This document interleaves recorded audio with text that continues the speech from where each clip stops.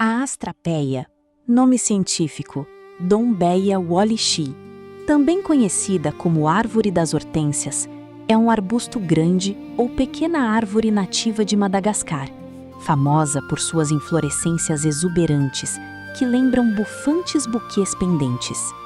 As flores individuais são pequenas, mas se reúnem em densos globos esféricos, suspensas por hastes longas e flexíveis, pendendo para baixo como pequenas luminárias ou buquês de noiva. Variam entre o rosa claro, rosa choque e tons arroxeados ou avermelhados. Possuem um aroma adocicado marcante que lembra mel, baunilha ou chocolate, especialmente perceptível nos períodos mais quentes do dia.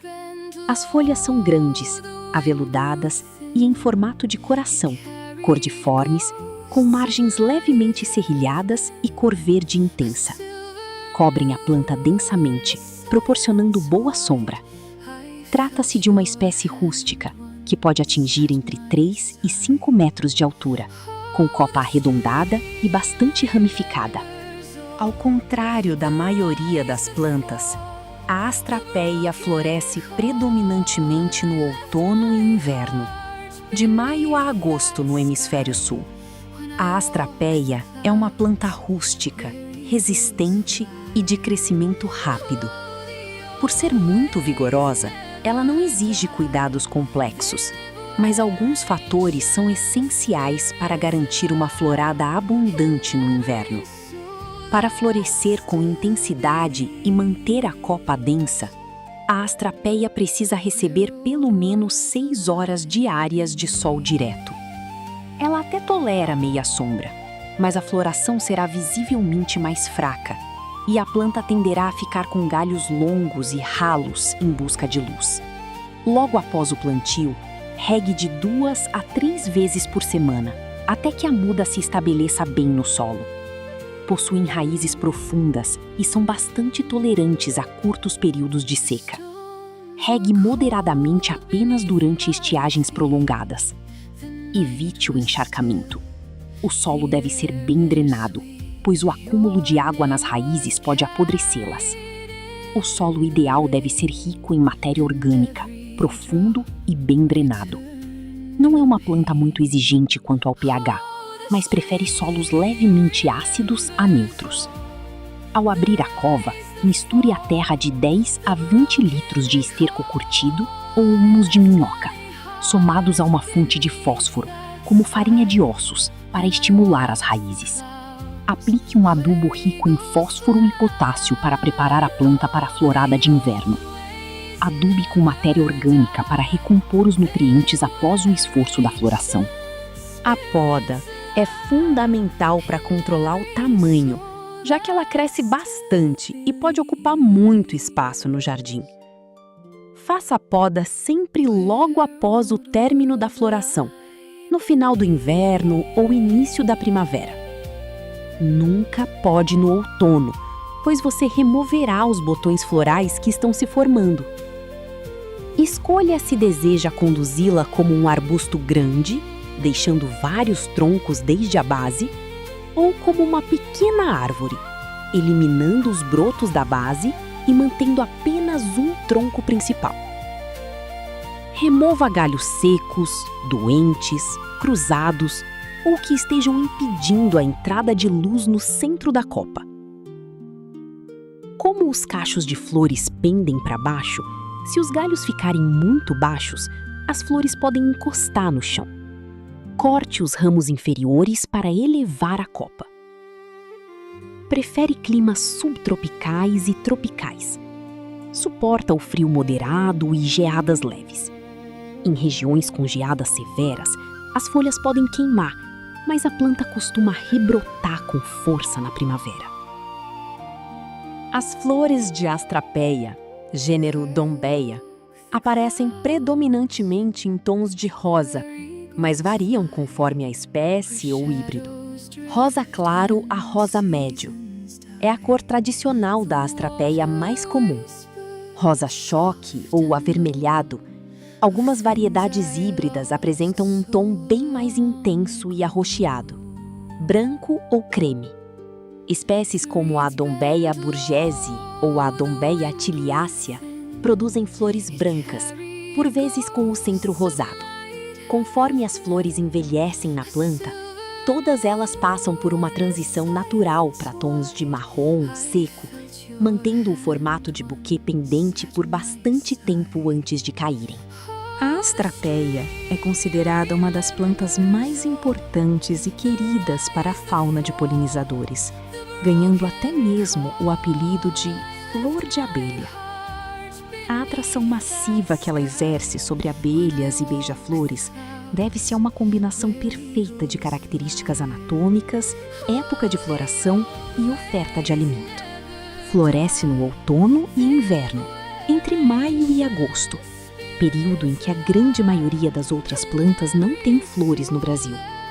Ela funciona como uma fonte essencial de sobrevivência para as colmeias durante o frio. Suas flores secretam uma quantidade extraordinária de néctar doce e produzem pólen rico em proteínas. As abelhas saem da astrapeia com as cestinhas das patas completamente lotadas de pólen amarelo. O zumbido ao redor de uma astrapeia florida no inverno é intenso. É comum ver centenas de abelhas trabalhando ao mesmo tempo na mesma árvore. Abelhas apis ficam extremamente ativas e produzem um mel muito aromático a partir do seu néctar. Abelhas sem-ferrão nativas. Diversas espécies nativas brasileiras adoram a astrapeia, como a jataí, mandaçaia, irapuã, mirim e uruçu. Para os beija-flores, a astrapeia oferece o cenário ideal de alimentação. Como os cachos de flores ficam pendurados para baixo, como globos ou lustres, os beija-flores conseguem pairar no ar logo abaixo da inflorescência e inserir seu bico facilmente nas pétalas para sugar o néctar. A copa densa e as folhas gigantes da astrapeia criam uma cobertura ou escudo natural.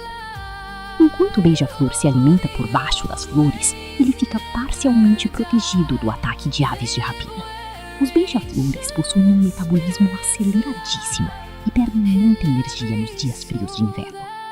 O néctar farto e calórico da astrapeia é um combustível vital para que eles mantenham a temperatura corporal durante essa estação. Como a astrapeia produz tanto néctar e floradas tão concentradas no inverno, muitos apicultores plantam fileiras de astrapeia ao redor de seus apiários, formando um pasto apícola, para garantir que as colmeias continuem fortes e alimentadas sem a necessidade de dar xarope de açúcar artificial às abelhas. Fazer mudas de astrapeia por estaquia é um processo simples e eficiente. O método garante que a nova planta tem as mesmas características e a mesma cor de flor da planta-mãe. O melhor período para retirar estacas é no fim da primavera ou durante o verão, quando a planta já terminou de florescer e está em pleno crescimento vegetativo, com bastante seiva circulando. Escolha ramos saudáveis, firmes e sem sinais de pragas ou doenças. Dê preferência a ramos semilinhosos, aqueles que não são tão verdes e moles, mas também não são troncos muito velhos e duros. Corte estacas de 15 centímetros a 20 centímetros de comprimento, fazendo um corte reto na base, logo abaixo de um nó, e um corte inclinado no topo. Retire todas as folhas da metade inferior da estaca. Nas folhas do topo, corte metade do limbo foliar com uma tesoura. Isso reduz a perda de água por transpiração sem interromper totalmente a fotossíntese. Preencha com um substrato leve, airado e pobre em nutrientes. O excesso de adubo pode queimar as raízes novas. Uma mistura de 3 partes de areia de construção lavada para 1 parte de terra vegetal ou substância de perlita com turfa funciona perfeitamente. Abra um buraco no substrato com um lápis e afunde cerca de 1/3 da estaca, 5 centímetros a 7 centímetros no solo. Pressione a terra ao redor para que o ramo fique bem firme na vertical. Regue bem logo após o plantio. Para manter a umidade alta, cubra o vaso com um saco plástico transparente ou a metade superior de uma garrafa PET cortada, criando uma mini estufa. Certifique-se de que o plástico não encoste nas folhas remanescentes. Mantenha o recipiente em um local iluminado, mas sem sol direto sobre a estaca. Mantenha o substrato levemente úmido, nunca encharcado. O enraizamento costuma levar de 4 a 8 semanas. Quando você notar o surgimento de brotos novos e verdes subindo pela estaca, é sinal de que as raízes se formaram. Assim que a muda apresentar um crescimento firme e novos ramos desenvolvidos, retire a proteção de plástico gradativamente e faça o transplante para um vaso maior ou local definitivo no solo. E chegamos ao final de mais um vídeo. Esperamos que tenham gostado dessas informações. E com isso, contamos com a sua cooperação. Curta, comente e compartilhe esse vídeo para podermos sempre trazer algo novo para vocês toda a semana. Um grande abraço e até logo mais! Tchau, meus amigos! Até o próximo vídeo!